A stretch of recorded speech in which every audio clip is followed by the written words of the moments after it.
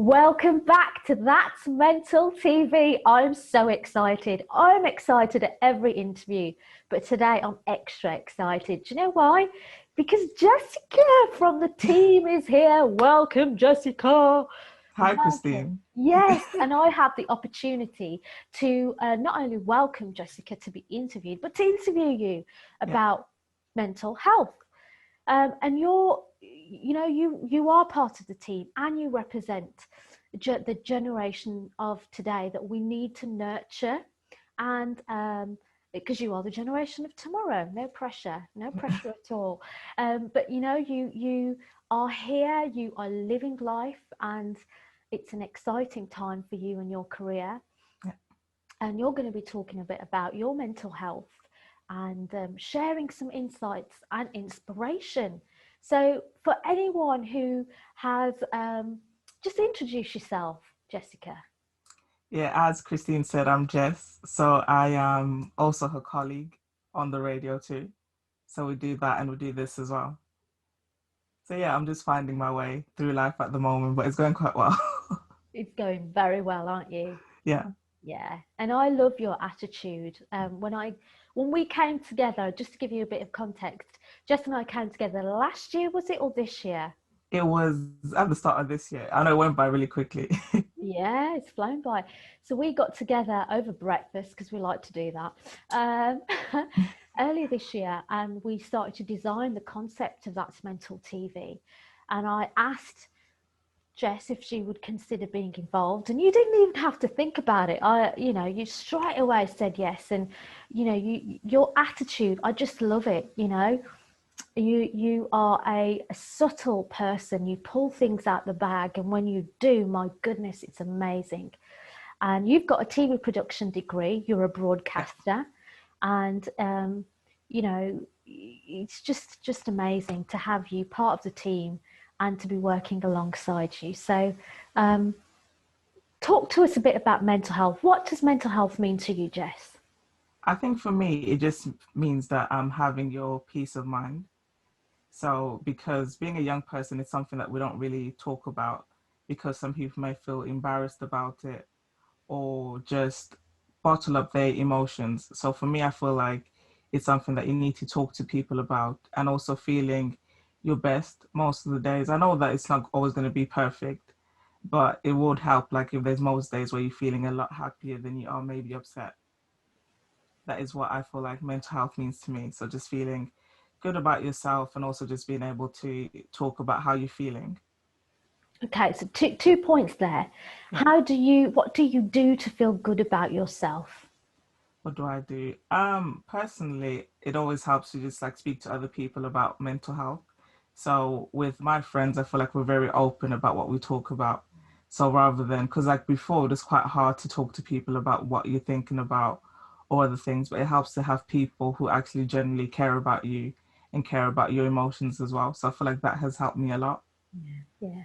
And you yourself are a deeply caring person, that comes across in conversations with you. My second point was um, talking to people.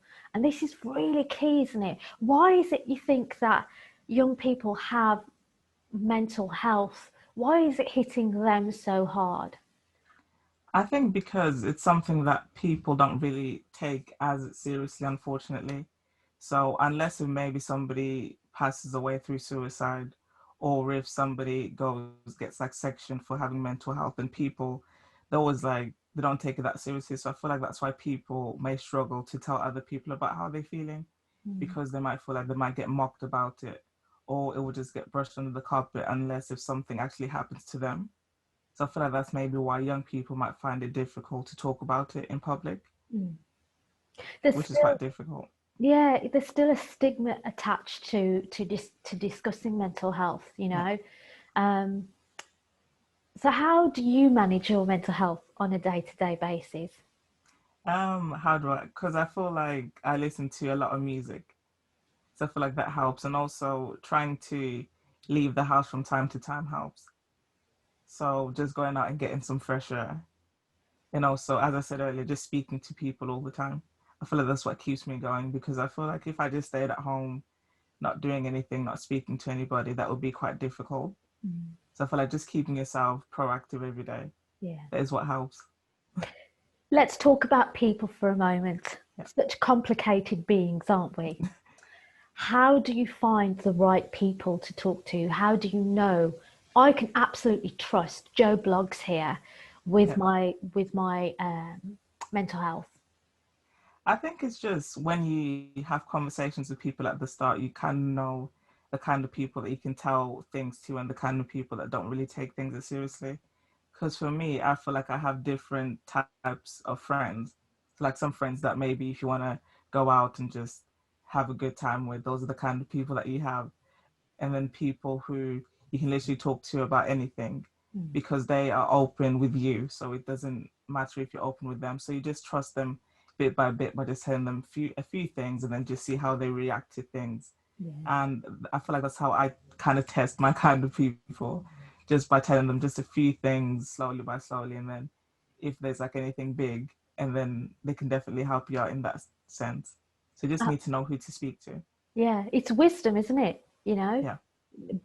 uh, uh, uh, wearing your heart on your sleeve is you just got to be wise about what you say and what you share about.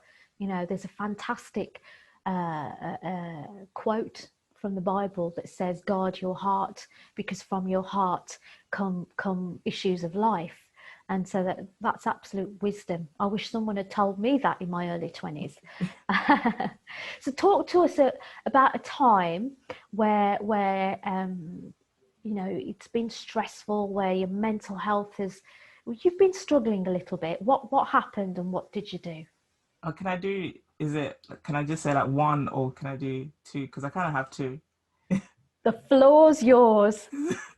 Yeah, so the first one I probably say was in my second year of university, because the first year is just like, oh, you know, you're just getting there, you're settling in, everybody's having a good time. People aren't really, there's not too much pressure on you to do your subjects.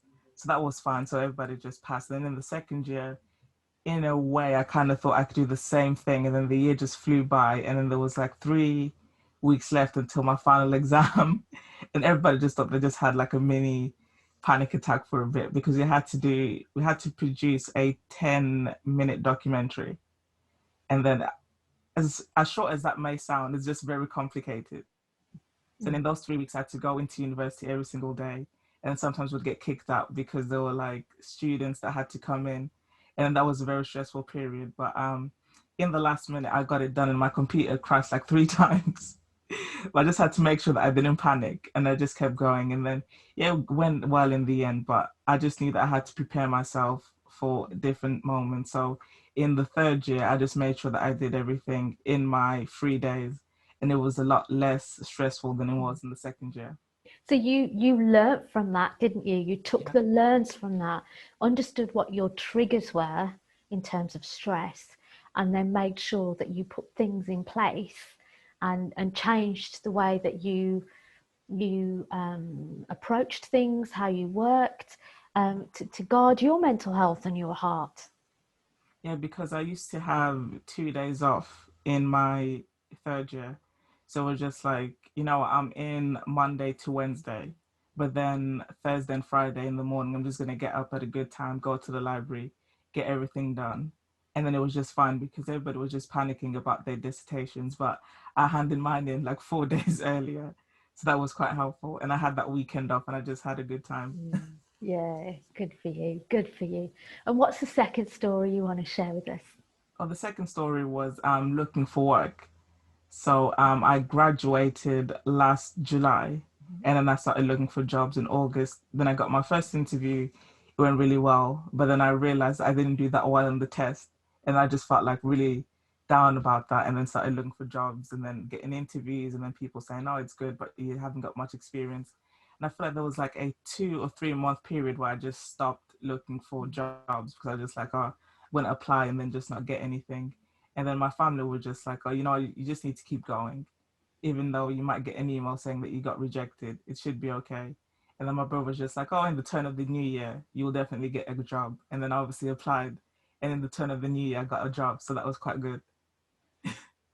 Yes, you did, and that was amazing because that, we met each other, and you came to Radio Plus in Coventry, and Yeah. you've been an absolute blessing. You all have. So wow, I mean, the job thing is actually a lot of people go through that.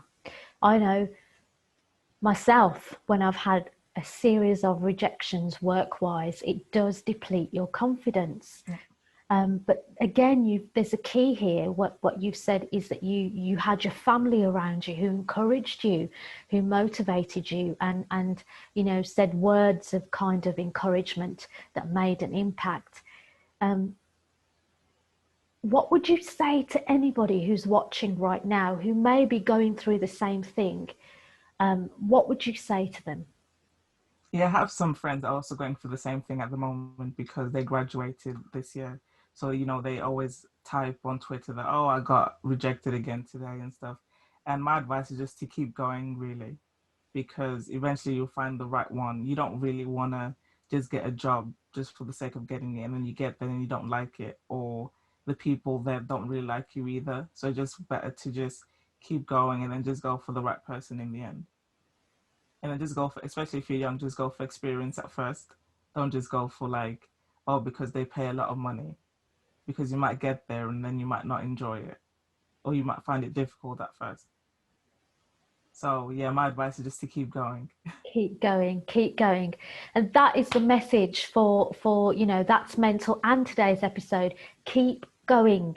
You're not on your own. Reach out to people. You would be surprised when you reach out to people, the amount of people that will come back to you. But then you've got to do a filtering process of which people you can lean on and who will walk with you in times of joy and despair. Jess, it's been wonderful interviewing you. I feel like there's so much more to come, Yeah. and there will be in future interviews. Any last words of encouragement for our viewers today? Yeah, I just want to say just to keep going and that you're not alone. Always, if you're not feeling that well, just make sure that there's somebody that you can reach out and speak to. Don't bottle up your emotions and always just keep social and just do stuff that you enjoy. I Yes, feel like that's the most important thing. amen.